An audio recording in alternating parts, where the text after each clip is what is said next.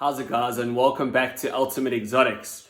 So it's an early start for us here at Ultimate Exotics today. We've got an exciting weekend ahead of us. It is the first Reptile Expo for 2020 in South Africa, and so we're really excited about this weekend.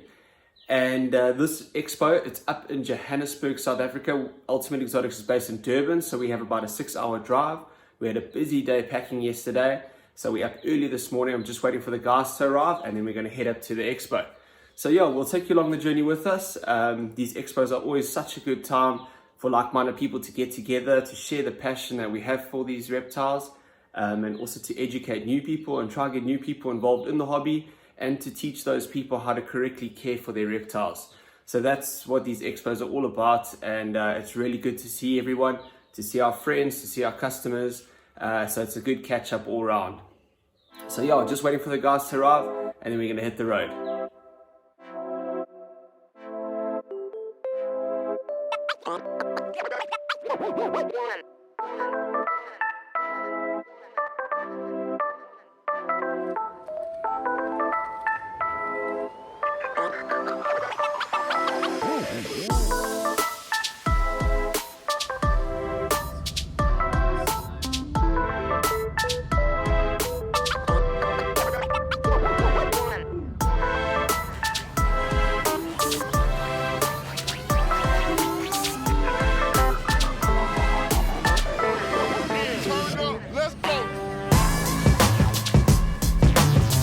So the Ultimate Exotic stand is finally set up. We're ready for the March Expo. We have an awesome variety of livestock. We have all different types of corn snakes that we've hatched out this season. Some really beautiful ones. All different color mutations, pattern mutations. Some older snakes, a couple of beautiful venomous snakes. Check how awesome these guys are, and check at these king snakes. A nice variety of different morph California king snakes, Mexican black king snakes, that was very popular. And then we've got Florida kings. Check at how bright these milk snakes are. Incredible colors. So such a nice variety of livestock. This time of the year, it's always a good time of the year for livestock because everything's hatched, it's well fed, it's ready to be sold. Check this albino white. The glass is missing up a little bit. He's not for sale, but we just bought him to show guys the albino white, the project. Check at these rhino rat snakes which we've hatched out. These guys are for sale. Check at that nose, it's incredible. As you know, these guys turn green after a year or so. Some beautiful cresties, some Brazilian rainbow bows which we bred, some incredible ball pythons. So the livestock is really good. There's all our products, our new range of Cresty foods. We've got 3 different flavors now. Our calcium and supplements, cage disinfectants. So it's an awesome variety of stock. Here's all our geckos. Large variety of different leopard geckos, all the different morphs. Pictus geckos, bearded dragons. Some really nice bearded dragons here, good size as well. And then the rest of the hard stock, everything you need for your reptiles, available at the Ultimate Exotic stand. Very happy with it. You guys have done a good job, and we hope that it's going to pump today. You can check out the hall, it looks really nice. So I'm really excited. It's in like a shopping center, so I think we're going to get a lot of foot traffic. The guys have done some good marketing, so yeah, we can't wait to get going. Awesome.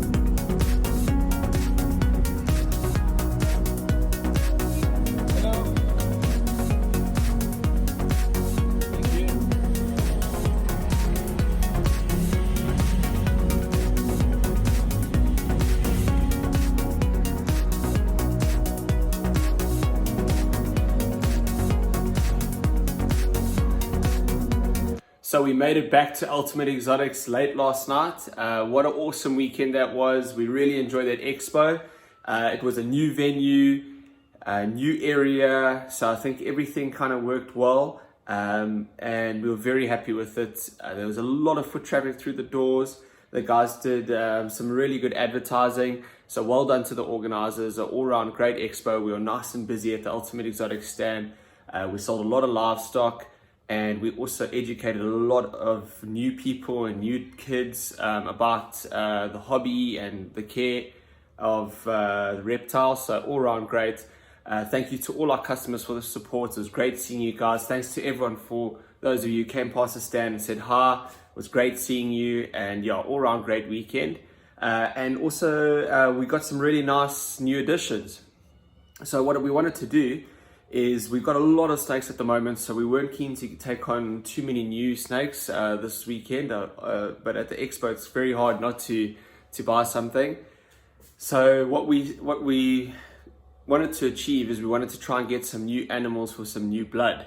So over the years, a lot of the time, especially with limited numbers that get imported into South Africa, we find that our gene pools are quite limited. So when we find a new line of snake that we can't trace that's related to ours, we like to try and get it to kind of strengthen our gene pool, to make sure that our snakes at Ultimate Exotics, we have a strong line, and we keep the genetics strong and not inbred.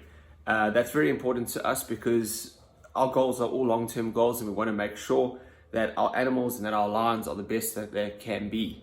So we got some really cool new additions, and I want to show you guys these really cool snakes that we got. Okay, so first up, we're going to have a look at one of these king snakes that we got from the expo. Like we mentioned, you know, these snakes we've got to help increase our genetic diversity in our collection. They're by no means any rare snakes or hard to find snakes. They're more of the common stuff that we're trying to diversify in with the different genetics.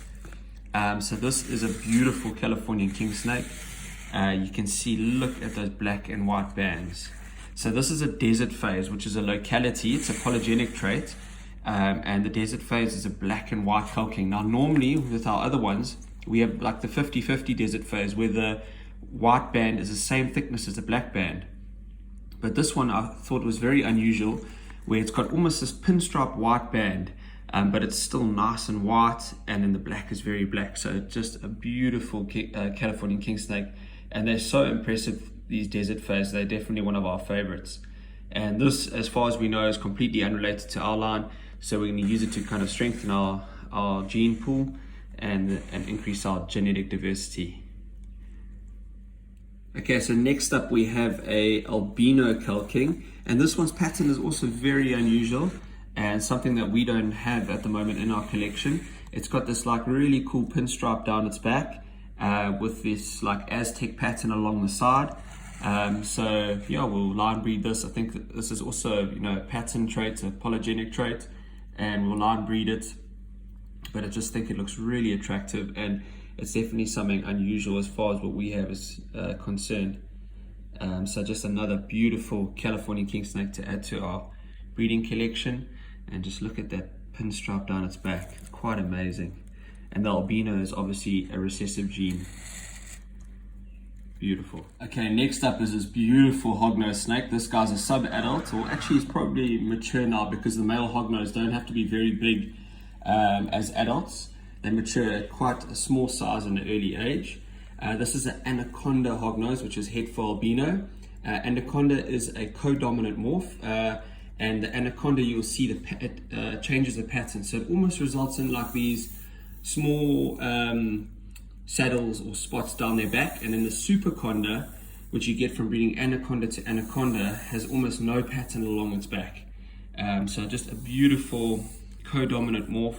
This guy also just shed. You can see a shed there, and he's giving me a hard time. Hognose love to hiss and display. Look how cool he is. That's a little defensive mechanism saying, stay away from me, otherwise I'm going to bite you. But he's really cool, and he's going to be good to add to our collection. And you can see why they're called hognose. Look at that upturned scale on the tip of their nose. Get rid of this shed. He is so beautiful. And he's going to be ready to go to some of our females later this year. So all around beautiful addition to the collection. Okay, so next up we have this beautiful citrus hognose snake, and you can see the citrus affects the color. So it's a polygenic trait, and it almost results in this like orange hue over it, and they are really beautiful. And if you put them next to a normal, that's when you really notice the difference. And as they grow, those oranges come out a little bit more, and that is where they get their name from, citrus. And it is a polygenic trait, so it's kind of like a locality, and they are just really beautiful, and we're happy to add this one to our collection. So this is a little citrus hognose snake, and look how cool he is. They are just so cute, these snakes. Okay, so the last snake I'm going to show you, we do have a few other corns and kings that we got, but this is the last one I'm going to show you guys. This is the Hypo-Okiti corn snake. Now, Okiti is a locality of a corn snake. It's a naturally occurring locality where it has these beautiful black rings around each saddle. And as adults, these are one of the most attractive corn snakes in my personal opinion. They are just so beautiful. Their markings are so striking. Now, this is also combined with the recessive hypermutation, which hyper reduces all the dark pigments. So you have this beautiful ghost-like look over it. And I think the snake as an adult is going to be just so beautiful. And again, this is a line that's unrelated to ours, so we're just hoping to further add to the genetic diversity in our corn snakes. So I hope you enjoyed seeing those snakes. Although they weren't the rarest snakes, they are still very important to us here at Ultimate Exotics, as we work with everything from your more common snakes like your corn snakes to the much rarer species. So those snakes are important to us here, and they're going to serve a good purpose, and they're just such beautiful snakes, and we love to work with them. So guys, thank you so much for watching this video. Please don't forget to hit the like button, leave a comment below, and most importantly, please don't forget to subscribe. We'll see you guys in the next video. Keep well. Cheers.